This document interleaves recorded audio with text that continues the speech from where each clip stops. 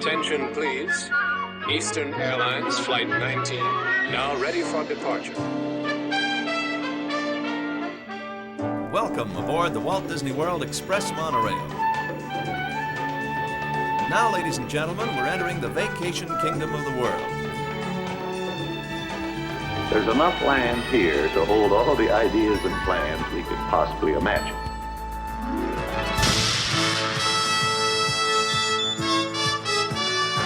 We call it EPCOT. Will be our experimental prototype city of tomorrow. Welcome to another episode of the Retro Disney World podcast, taking you back to the vacation kingdom of the world, the way it was, and the way it is in your memories. All right, welcome to another edition of the Retro Disney World podcast. I am your host, Todd McCarty, and welcome to episode 34.5. You can find me on Main Street. Tonight we're going to be talking to Tammy Tuckey, and we recorded this episode a few nights ago. However, my audio through the very first half, including the introductions, was completely messed up.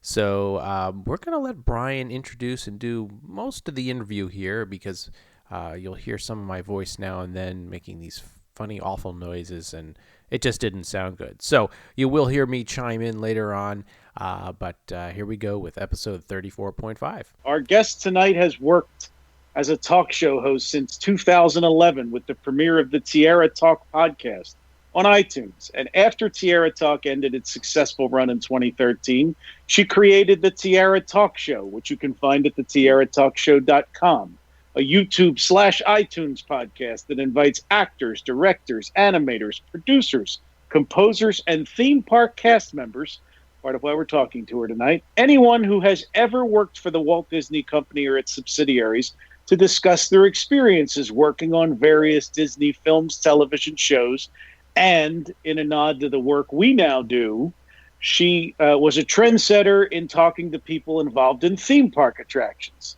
Her past interview credits include Academy Award-winning actress Susan Sarandon, Tony-winning composer Stephen Schwartz, the cast of Disney's Aladdin, actor Ed Asner, author Ridley Pearson, Grammy Award-winning singer and a personal favorite of mine, Helen Reddy, and actress-singer the late Debbie Reynolds. Aside from hosting the Tiara Talk Show, she is a trained singer and actress, audio and video editor, and an Emmy Award-winning filmmaker. She has starred in over 20 theatrical productions, including Pippin, Play On, and Beauty and the Beast. Ever since she could walk and talk, she's performed for over thousands of people over the past 10 years, from musicals to cabarets to parties. She continues to entertain audiences today, and she's working on an exciting project we're going to talk to her about tonight. Please welcome to the show, Tammy Tuckey. Yay! Oh my gosh, Brian, I was holding my breath the entire time. I'm glad, even if I will never get to be on Gilbert Gottfried's podcast, that was a fantastic introduction. Thank you so much. And it is not followed, as it normally would be, was found dead today in her apartment in New York. No. Oh, Brian, no. Let's hope not. I'm knocking on wood. I stay on this earth for a couple more years at least. That's usually when you hear that kind of career recap. Truly, yes, absolutely. You get nervous. So Tammy is a fellow Delaware Valley resident here in outside of Philadelphia. And I have known her family through their business and only on television and YouTube, etc. Her father owns one of the coolest arcade video game sales businesses in the country. And he's a bit of a ham. So I inherited that. He's the first famous Tuckey. And we'll be sure to plug his business before the show's out. But Tammy, we wanted to talk to you tonight. First, let's talk about the podcast that you do, podcast and YouTube show. You are a bit of a trailblazer, as I said, in the work that we do, and the taking up chronicling the history of Disney theme parks and the people who've contributed to them. And you, since you were in high school, have been interviewing some of the men and women behind some of our favorite attractions. It was interesting because I started the first podcast with a friend named Darlene and a friend named Danelle, and Darlene's in Buffalo, New York, and Danelle's in Canada.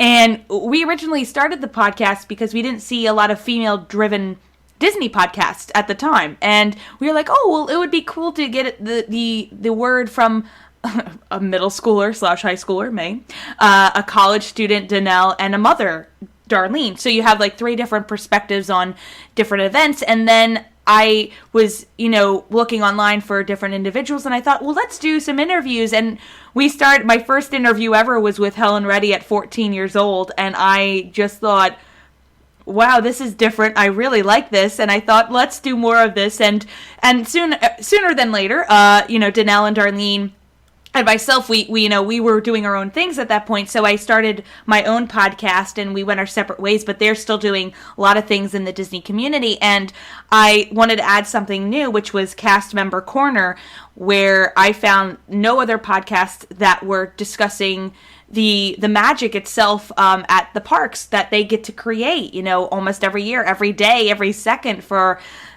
so many thousands upon families. And I really wanted to highlight some of my favorite, well, not favorite, I just want to highlight some of the most amazing cast members that I know. And then they would suggest their own friends. So it kind of spiraled from that. And it's weird because I have all these videos and photos from 1998 and on. I've been to Disney World over 25 times since 98. So I have all this video footage and photos, and I posted on my Facebook page, and it's crazy. People are being tagged in them, and I get to finally chat with these people and meet them. And I just am blown away. I get to do this, and a lot of them, I feel like, I never got to tell their story, so at least they get to tell their story at some point, and at some point in their life about what it was like to work in the 90s or 80s or 70s in Disney.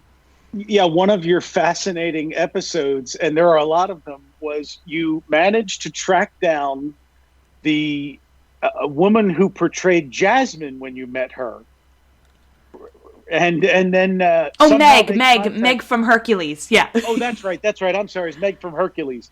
And somehow, after you posted the video, that's my friend, or that's me, and you ended up interviewing her. And did you meet her too? I think you met her, didn't you? I didn't yet. She's actually a couple states away, but it was crazy because at the time that we were I was interviewing her was when she was pregnant and she was about to have a baby, and now her little one is the same age I was when I met her when she was 18 years old portraying Meg at Hollywood Studios. And I was like, I don't know, 1.5, 2.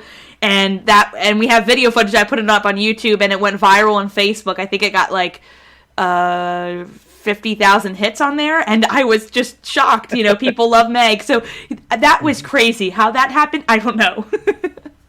and really, if you are a 90s Disney file, and that's your frame of reference when the studios were at the forefront and they were in that second golden age of animated films, and some of the, I won't call them second tier, but lesser famous than the original Beauty and the Beast, Lion King, Little Mermaid. When you get into Hercules and the Hunchback of Notre Dame, Tammy's podcast is full of stuff. Even delving as deep as things like Treasure Planet. Like she doesn't miss a trick when it comes to the latter half of the 90s and even the early 2000s. So there's a lot of content there. But inside the theme parks, I just got to add, Brian, paging Mr. Cougar. Mr. Cougar, you wanted yes, at the Tiara Talk podcast.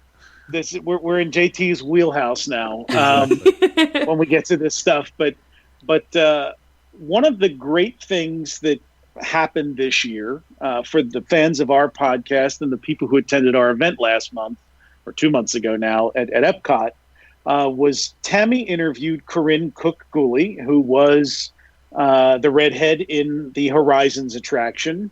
And the day she finished the interview, she called me and said, "Hey, this woman who was in Horizons is interested in talking to you and willing to come to your event." And in a whirlwind series of conversation between Todd, me, and Corine and Tammy, we had it set up in a matter of a day. And I think it was a really cool thing for for the people who attended the event.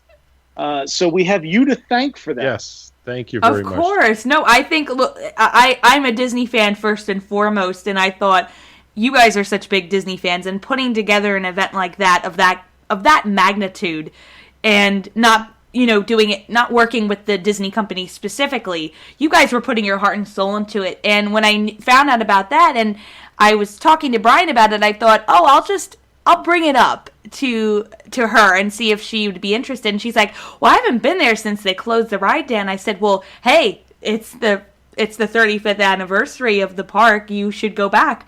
And she's like, actually, I was thinking of doing that. And I said, hey, you got to do this. So, I'm so glad it worked out to everyone's, advantage, because she really wanted to go back. And apparently I heard that you guys were a wonderful tour guides to her, so she could, see what happened to EPCOT. I think she hadn't been there since the 80s or something like that. It was really cool for people, because I had tweeted that we were in the park that day, for people to stop us and fangirl or fanboy over her for a moment. This little job she did as a lark 30-some years ago. And for her to realize that there was this fandom out there that she just had no idea. And then that night, obviously with 200 people at the event, really bowled her over. I mean, we just, and she was great with the guests. She really was, going from person to person. I liken it to a mother at the wedding, visiting every table to make sure everybody's having a good time. I'm so sorry I wasn't there. I really do apologize. You can be there next year. Absolutely. Right. We'll get you at the next one. So there are other attractions that you have spoken to folks that were involved in the creation of. So I feel like I'd be remiss before moving on to your latest project if we didn't ask you about some of the other people that you've interviewed, especially for the theme parks in particular. Particularly for the theme park attractions. Well, one of them, I think you obviously, hopefully, I really do pray you guys like the Carousel of Progress. So, my original podcast, I can't air those episodes because they have copyright music on it. Like, I used more than 30 seconds because I was still learning at the time. It wasn't like I was purposely doing that. So I had originally interviewed, from the Carousel of Progress, I had interviewed the mother, BJ Ward, Janet Waldo, who was the daughter the grandmother in the last scene. So Janet Waldo, and then Paul Osterhout, who was the Imagineer in the attraction, and he couldn't find anybody to voice the teenage son in the last scene, the Christmas scene, so he did it himself. So I had three of them. I heard that interview. Oh, you did hear that? Okay, so I still have it, and I feel so bad because I had tried touching bases with Janet before she passed away. I think it was this year, because I wanted to talk about it again with her. But I had all three of them on the call. It was just great. And then I had Paul back on my newer show, and we talked a little bit more about other projects he had done. But he was such a great storyteller, because he's met everybody. He met Phil Hartman before he passed away, because they recorded that session with him and Don Rickles for the Enchanted Tiki Room, the new management. So he has photos and great stuff. He met with Jim Henson before he passed away. Like, he really hit this stride during the 90s. So we had a lot to talk about that. And Mike Bursell, the new voice of the Tomorrow Transit Authority, and also living with the land. A lot of other amazing individuals who've worked on the shows. Doug May for Tarzan Rocks. Up and coming is Roger Holtzberg, who worked on the Millennial Celebration for EPCOT. And that's what really strikes me, that I really remember. So I know you guys are basically 80s EPCOT people. I am early 2000s, late 90s EPCOT. So yeah, it's been like a mixture of different individuals who've worked in the business and who work different types of jobs in the parks, not from just Imagineer, but also performers. And so there's a lot. So if you go on the website, thetiaratalkshow.com, and you click on the episodes tab, on the bottom, you'll see there are specific episodes pertaining to cast members, which says cast member corner. And that will help you, kind of navigate like what in particular you like. I cover everything almost as much as I can. So, but I love it. It's just great. So I will also say to encourage you to check out her podcast as well. Ours is kind of like a thesis where we've been known to delve for 2 or 3 hours into a topic. All of Tammy's episodes are about 20 minutes or less. It's an easy listen. You have as I mentioned, you're a talented singer. I got to see it in person a few months ago at a cabaret evening of mostly Disney music that Tammy put together. And to benefit this project and what she is doing. Well, I'm not going to tell you. I'm going to let Tammy tell you. Okay. Tammy, tell us what you're working on.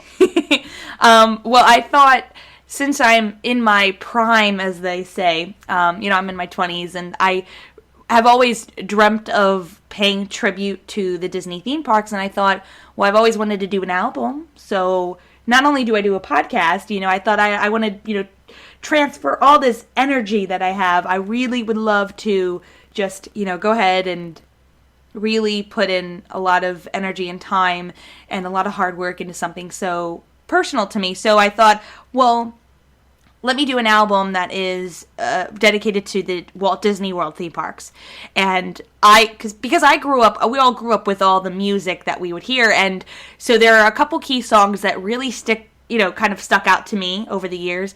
And I thought, well, great, let's do this. I put together 7 songs and still in the process of getting them all approved, but we've already, recorded a couple of songs already that have been approved. And I thought, well, I've interviewed so many people who've done music for the theme parks. Maybe I could, see if they'd like to be involved. So I got in touch with Sounds of Blackness, who were a part of my favorite Disney short of all time, John Henry, and they did the soundtrack to that. And I said, "Oh my gosh, I got a great song for you guys and for me, the millennial celebration song, Celebrate the Future Hand in Hand," and it's this beautiful piece. So we're gonna work on that together, and then I can announce this on your show. You guys are first to hear.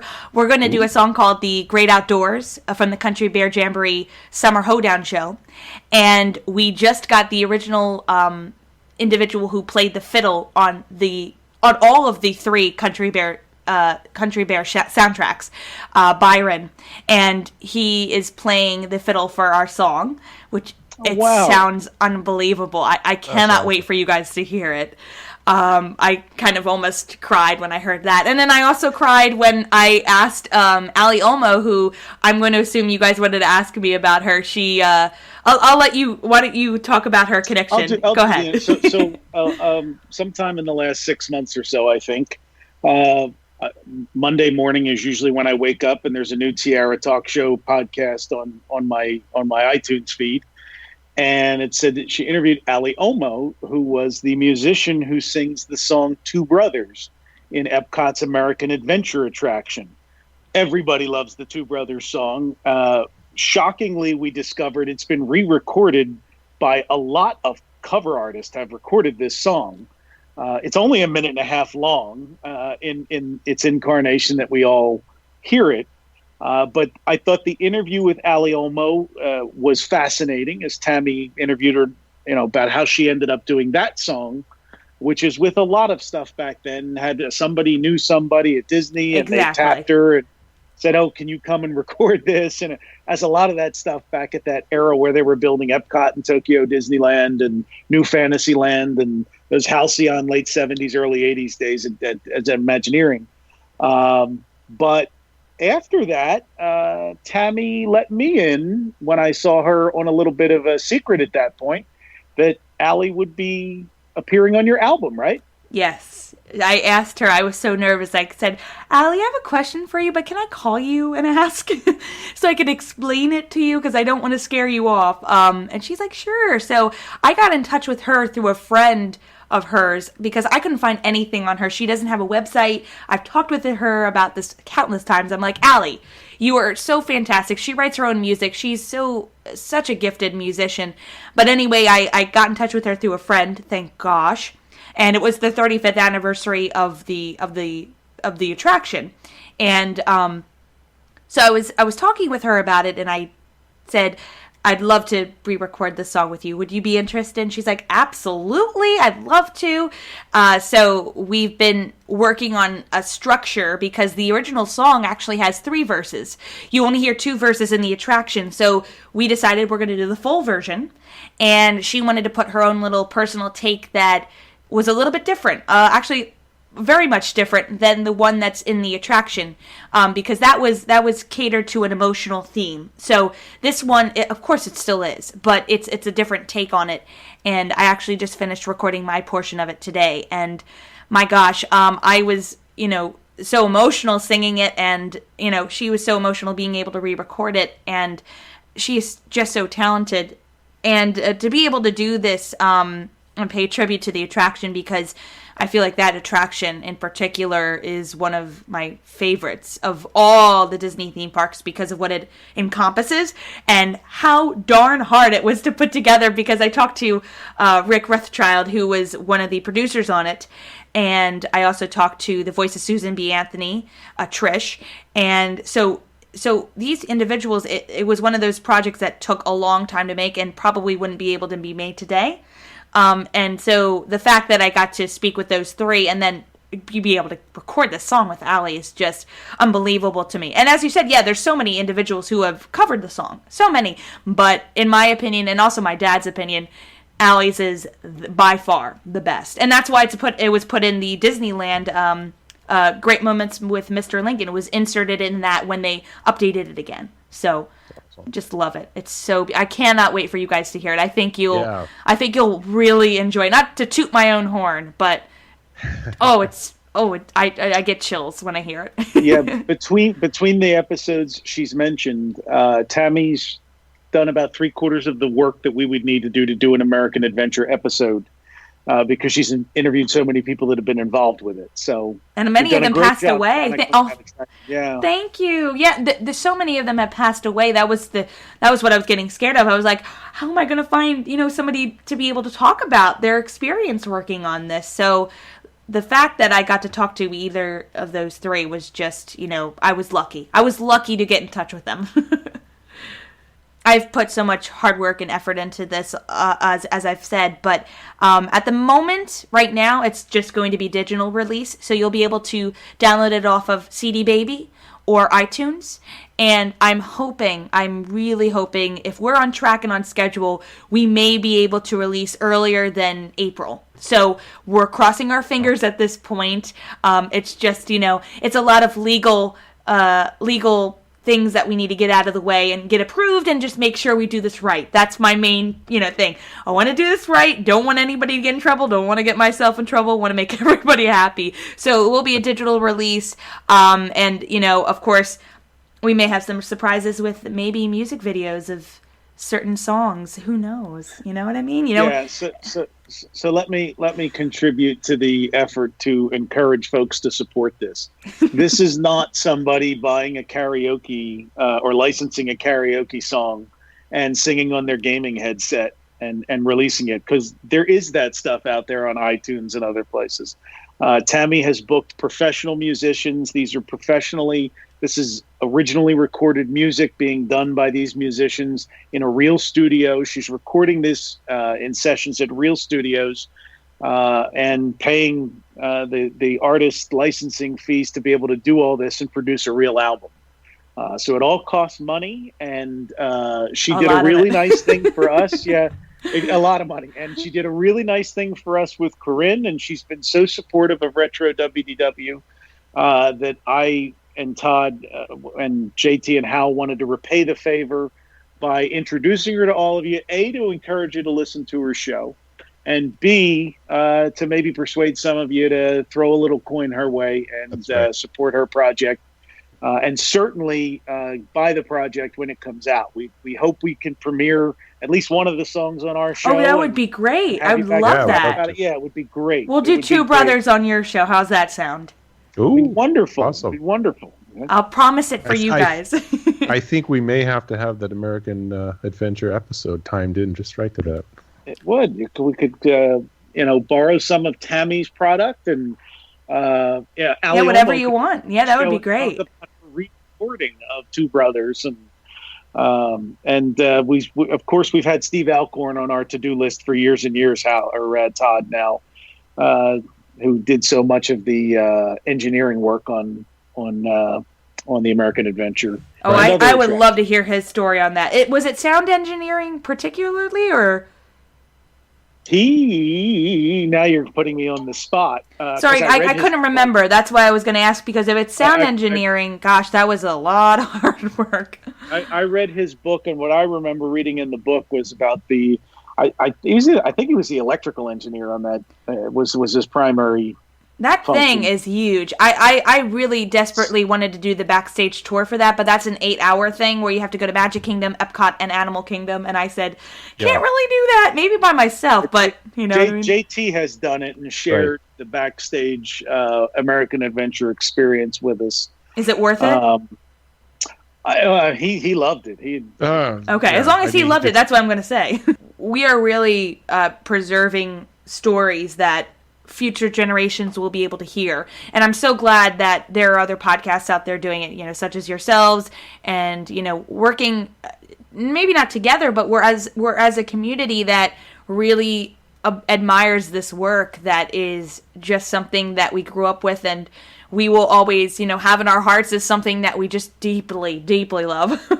So I'm just lucky I get to speak to the people I do, you know, and you know, I know some of them have passed away, because I know, Brian, you mentioned Debbie, and you know, there have been a couple people who've passed away that were on my show, and you know, it really hurts, because you know, I wish I could fly out to see them and videotape being with them and have gotten, you know, more archive material from them, because I know all of them have it. So it's one of those things where, you know, you work with what you have, but at least we're doing something, you know, not just sitting around doing nothing.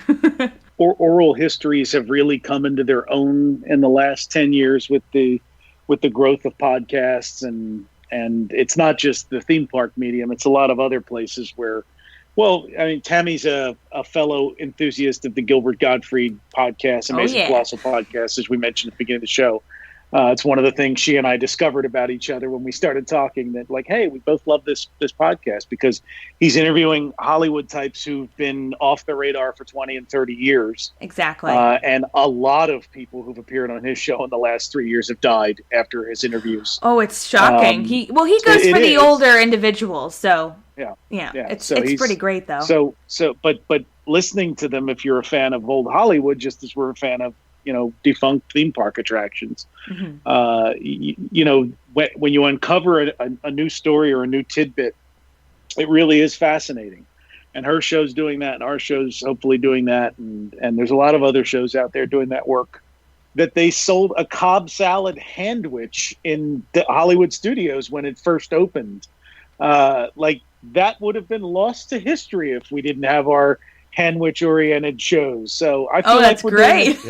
Important work here. Well, it's great. Well, there's another thing I should add. You know, I have to be, of course, I have to, for copyright issues, I have to be working with Disney. I'm not, they're not sponsoring the album in no way. They're not really attached to it. I just have to work with them to get the music. And it was interesting because the individual I was working with at the time was like, are you sure these are Disney songs? The list that I sent him. And he's like, I don't know if you can do these because technically they have to be released previously as an official album. They have to have been as a song. They have to have been released. Been published on some kind of physical media at some point. Exactly. And I was nervous because I was like, oh, I don't know if a couple of these are going to make it. But hey, he cleared them all. And we had to clear that they were not pre-recorded. So they were recorded at some point. But when I go back onto iTunes or any other website, I don't find covers of them anywhere. So I thought, well, this is great because, you know, you paid tribute to different individuals who created all these different songs. And I've recently got in touch with some of the other songs that I have. I've recently got in touch with the composers and I told them about what I'm doing. So they're interested. So it's pretty great because then they get to hear that there is a tribute to their song and originally, you know, how it was going on. And it makes me really happy because, you know, when you work so hard on creating an attraction or a show, you know what I mean? It really, you get that appreciation for the love that you get in return. So I love it. That's great. That's great. Well, we're looking forward to the project. Absolutely. Thank you. No, I'm so glad you had me on the show. I really appreciate it. To the next group of cool theme park employees or designers that you interview from our past, and sometimes from the past, because we go back 25 years or more, and sometimes you fill those gaps in by talking to folks who were working on shows from 15 and 20 years ago that have been long gone as well. Yeah. So you're filling an important need that we won't get to for a while. Well, it's sad because some of them are they just say to me, well, why do you want to interview me? I'm like shocked that you even want to talk to me. And it hurts because, these individuals have worked on, Little Mermaid and Back to Neverland and Cinemagique and Rock and Roller Coaster, and I could go on, but The Timekeeper, and that really hurts because, they don't think that their story should have ever been told, and they're shocked that I even reach out to them. And it's like, yeah, you are important. Even, heck, even if it's just me, I just want to let you know that, and I want to interview you.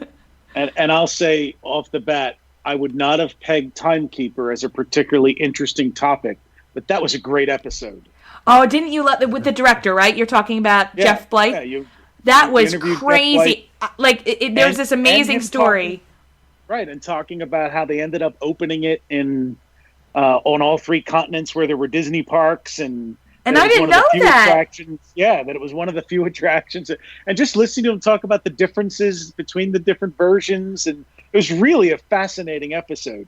I think see, a lot of people might think I sound stupid on the show, but honestly, I do a ton of research and prep as much as I can in preparation for each interview. But sometimes I have no clue what they're going to throw at me. But I love it because then they'll be like, hey, I'll send you some videos, some photos afterwards. Because here's a little preview as who's coming up this week. We have Albert Einstein from Ellen's Energy Adventure coming on the show this week. Oh, great. And he had some great stories about, just chatting with Bill Nye and Ellen DeGeneres' mother. And he had some pictures. And I just was like thrilled, and it was great to hear about that story because I've seen I love the attraction. I always love the attraction. So did we. To talk to somebody who was in that, and he was like, "Well, I didn't think I was funny," and I said, "But Bemmy, you don't understand. You are so cute when Ellen gives you that little light bulb and says, go, here you go. And then you get to walk off with your hair and everything and your pipe. You are so adorable. Like, it's funny that you don't talk in it. That's the point. You know what I mean? He's like, oh, I didn't think of it that way. And I said, yeah, it was great. So before we let you go, as I mentioned earlier, plug your family's business. Oh, yes. He would be upset if you didn't. No, I'm just kidding. Because our fandom, certainly the 4 of us, Hal, Todd, JT, and I, and a lot of the folks that listen to us were either around and active for the 1980s arcade boom and played video, upright video games in arcades in their proper format. Mm-hmm. Or were fans in the 90s and 2000s of subsequent. Yes, Todd? And by proper format, we don't mean playing on your, your little... On your phone. No. The real thing, the real cabinet. Real thing, it should weigh at least 175 pounds before you insert the CRT. So let me give the Reader's Digest version, and Tammy might be able to fill in any gaps. Her dad started selling these things after the market started to collapse in the 80s from his driveway of his home. These things would stay out there covered in tarps, and he would sell them from his driveway. And it became a better business than whatever he was doing for a living. And so I discovered him when I would babysit my nephew 25 years ago. My nephew works for the Eagles now. Babysit my nephew, and my sister's cable system up there ran her dad's very first infomercial. He was a pioneer in running these cable TV commercials, pimping his business, pimping the buy your own arcade game, your own pinball machine. And they were delightfully hokey and funny. He's a Three Stooges guy, so he had to make them hokey. and I think Tammy was involved in taking his vast collection of infomercials and little video vignettes and putting the whole lot of them on YouTube. Yes, I helped with a lot of, I do a lot of, video transferring for people, because I feel like, again, that's another thing, because that's how I found all these, wonderful Disney home videos, clips that you wouldn't see anywhere else. So, he was so great about filming everything. So, yeah, he filmed a lot of infomercials, and they were all very, very funny. And he still does those YouTube videos. He loves them. He loves doing them for the fans. And so I'll throw two things out. One, you should check out the website, tntamusements.com. And that is, they ship all over the country, actually all over the world, I think. So you can go on there and see what they're selling. And they throw parties in their showroom that you can rent and all kinds of cool stuff. So I'm going to tell you to check that out, especially if you're in the tri-state area and in driving distance or ever visiting here. Second, Tammy and her dad did a great service to all of us, and I really want to interview Randy myself sometime, but there's a guy on the Wildwood Boardwalk named Randy Senna, who was a cast member at Disney in the 80s.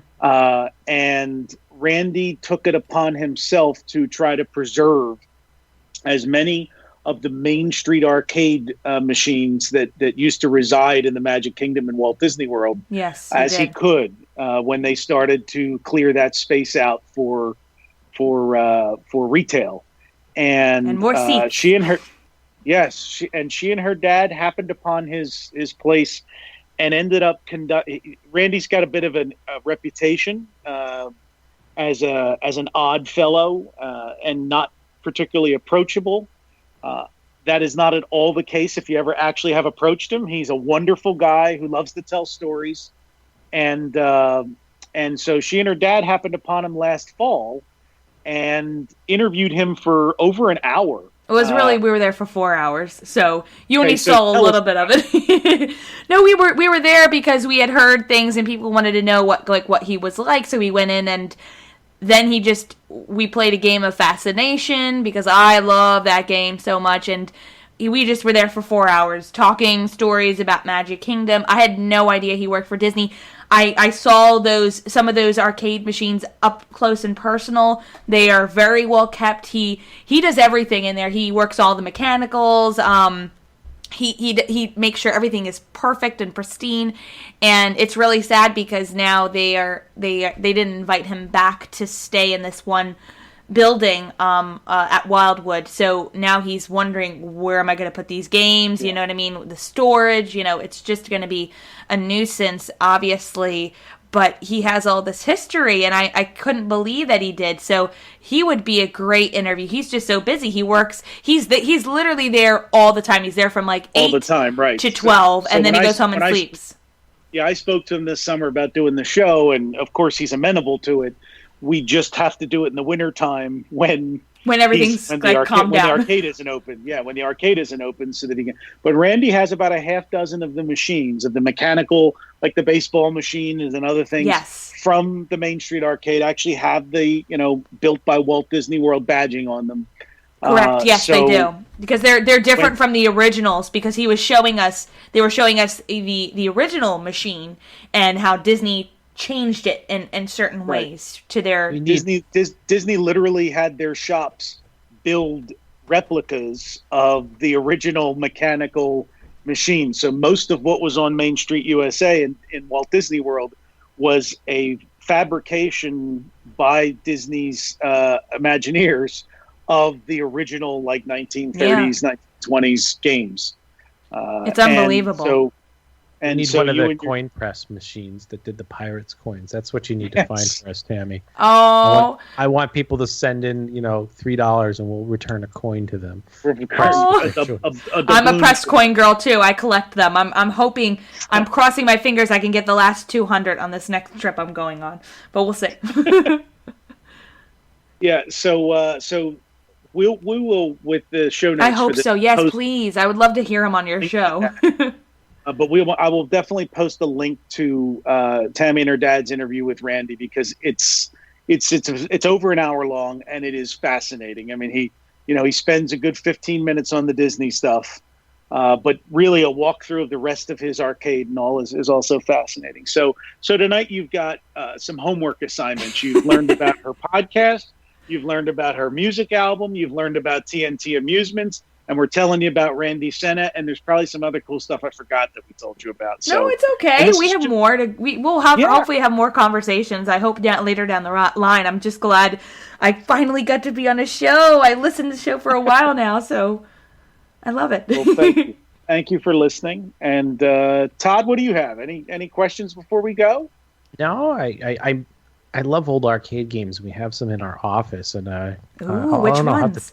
Well, he just moved Outrun, but I've been playing Athena Pinball Machine, and we have Daytona USA, Centipede, and he has some other odd, rare ones too, where the screen is actually black and white, but then there's a plastic overlay over it, so that areas are colored and areas, and so that was the cheap color version.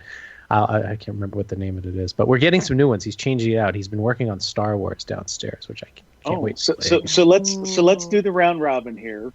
Tammy, one or two favorite upright arcade games? Arcade games? I love Dr. Do, and I do love Donkey Kong. I do love those both. Todd? It's Star Wars, and then there was another one called Road Blasters. Years ago. You can't pick up these bubbles and stuff, which was fantastic. Oh, I'll add Wizard of War there too, because we used to have one. That was a fun game too. You just reminded me. Three that I'm throwing Gauntlet in there because I can play it. Yeah, Gauntlet is so much fun. And I can just throw quarters in, What about you, Brian?